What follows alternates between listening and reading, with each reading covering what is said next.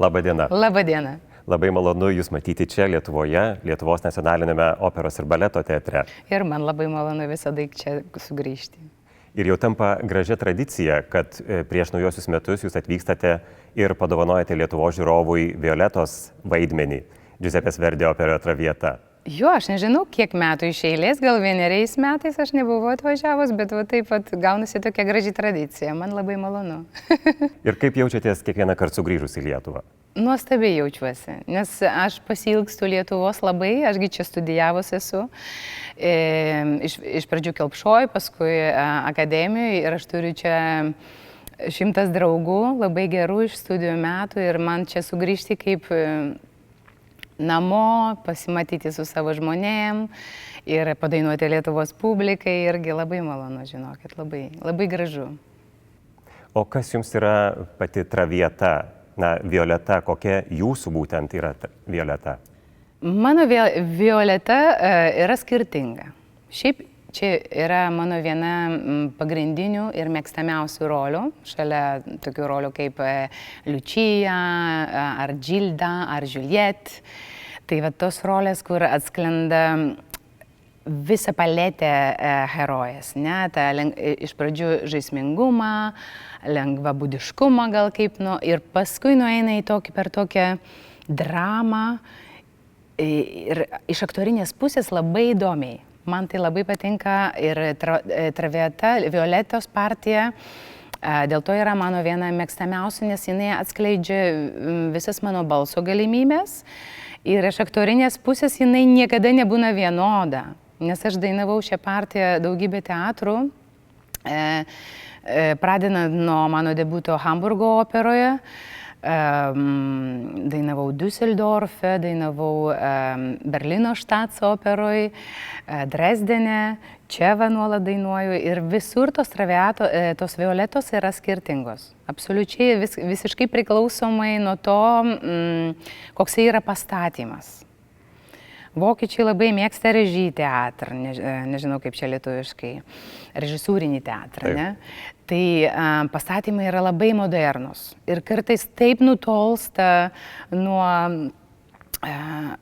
mano idėjos, kad teko kartais adaptuotis. Kai kurie pastatymai neduoda atsiskleisti, neduoda, nuima nuo muzikos akcentus ir išblaško publiką nuo esminio dalyko. Tai va. O kaip būtent šis pastatymas? Na, šį žinote jau pakankamai gerai. Man labai patinka šis pastatymas. Šis pastatymas yra optiškai gražus, akustiškai labai padeda, nes yra būtent medinė dekoracija ir jinai projektuoja garsąją publiką. Tai žinokit, nuo šito yra naudos visiems. Visų pirma, dainininkui, nes lengviau dainuojasi. Paskui, aišku, maestro girdi geriau dainininkus, jeigu balsai sklenda geriau į publiką. Ir publika, aišku, balansas tarp orkestro ir balsų yra tada geras. Tu girdi dainininkus, ką jie ten dainuoja. Tai va šitas pastatymas man labai patinka. Aš labai džiaugiuosi, kad su Fabio Cereza teko dirbti ir kostiumai yra nuostabus. Giuseppe Palella, jisai viskas su tokiu, aš nežinau, kaip čia lietuviškai geriau išsireikšti, su tokia meile, atsidavimu, kūrė tuos kostiumus. Iš toli net nesimato viso to smulkaus darbo ir grožio, tikrai. Ir publikai labai patinka, matosi nuostabus pastatymas. Kadangi tikrai labai daug vaidmenų sukurta ir įvairiose pasaulio scenose, labai noriu paklausti, kuo skirtinga ir kuo panaši teatro publika ir, tarkim, teatrų publika turiu omeny, ir kuo ypatinga Lietuvos publika? Labai gražus klausimas. Žinokit, publika yra visur skirtinga. Nežinau net kaip jums pasakyti. Pavyzdžiui, aš manau, irgi priklauso nuo pastatymo, labai daug priklauso. Ne tik nuo dainininko, priklauso nuo viso bendradarbiavimo. Jeigu yra dirigentas, kuris myli dainininkus, nes teko sutikti dirigentus, kurie gali pakarti arba nemoka padėti dainininkui išnešti geresnę pusę ir bando daryti tokius tempus, kur neįmanoma būna išdainuoti. Tai viskas priklauso, publika priklauso nuo to. Net tame pačiame teatre per skirtingas dienas gali ateiti visiškai skirtinga publika. Ir labai jaučiasi, kur publika žinovai ir kur publika nežinovai. Pavyzdžiui, pirmojoje Violetos arijoje neparašyta mi bemolio. Šiaip labai didelė tendencija iš dirigentų, kad tas mi bemolis nebūtų dainuojamas iš viso. Bet publika jo laukia. Ypač, pavyzdžiui, pietų publika labai jiems to reikia, jie labai to laukia. Mi bemolio, kad padainuoja ar nepadainuoja. Tai aš prisimenu, padainuoja ten su mi bemoliu, ilgiausiu. Ir toks santūrumas ateina, tu pagalvoji, aš nesuprantu. Ar čia aš taip blogai dainuoju, ar jūs visiškai nesuprantat, arba žmonės yra tiesiog tokie santūrus. Ir paskui gale spektaklių pasitvirtina, kad taip, jie viską supranta, tiesiog jie yra antiek šaltoki tokie, arba vokiškai yra zurückhaltend. Toksai biškelį, mes čia nežinom, ar čia paplot, ar nepaplot. Lietuvoje tikrai šito nėra. Visi yra žinovai, ypač Traviatos, tai tikrai. Ir manau, tikrai ploja po visų arijų. Anksčiau, kai aš dar studentė buvau, tai aš apie Lietuvą buvau nuomonės, kad publika yra šalta. Nes dažnai aš eidavau į spektaklius ir publika taip, neparėkdavo bravo po arijų, nepaplodavo. O dabar, irgi priklauso. Nors aš čia dainavau Traviatą ir tame sename pastatyme, kur tikrai buvo labai specifinis. Ir aš nesitikėjau, aš labai buvau nustebusi, kad Lietuvos publika tikrai paėmė ir atsistojo. Kartais būna ateina žinovai, kurie tikrai po arijų ten užkuria ir ploja ir tokie gerbėjai. O kartais būna tokia santūresnė, nes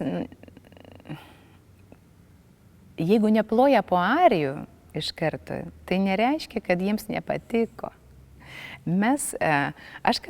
Anksčiau, kai buvo studentė, aš prisimenu, čia ėjo Aida, taip nuostabiai dainavo. Tokia arija nuostabi, dar Ritorna Vincitor. Ir užplojo. Iš galvo, jūs man čia sugriovėt visą atmosferą. Ir kas atsitinka? O kai pati atsistojau profesionaliai ant scenos, tai mes to laukiam. Mums to reikia. Prašau, publika, prašau, jeigu jums patiko, pertraukinėkit, paplokit, parėkit. Nes tai yra energijos kaita ir jeigu tu jauti jau nuo pradžios, tai visiškai kitoks yra, mums atlikėjams visiškai kitoks yra pojūtis scenoje. Kadangi artėja naujieji metai, ką norėtumėt palinkėti kolegoms, Lietuvos žiūrovui naujų metų proga? Oi, aš tai čia turbūt būsiu labai neoriginali, bet aš visų pirma norėčiau palinkėti sveikatos. Norėčiau palinkėti pozityvumo, likti pozityviems, nepasiduoti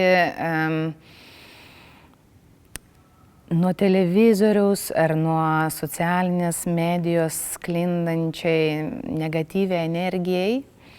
Jeigu įmanoma padėti žmonėms, padėkit. Ir svarbiausia, kad neauginti, neduoti,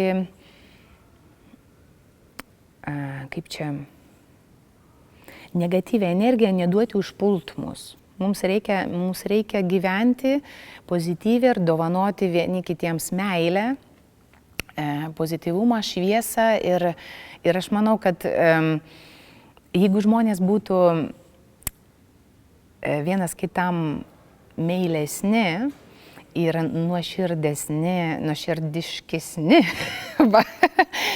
tai gyvenimas būtų daug gražesnis. Aš tai linkiu visiems tos geros energijos ir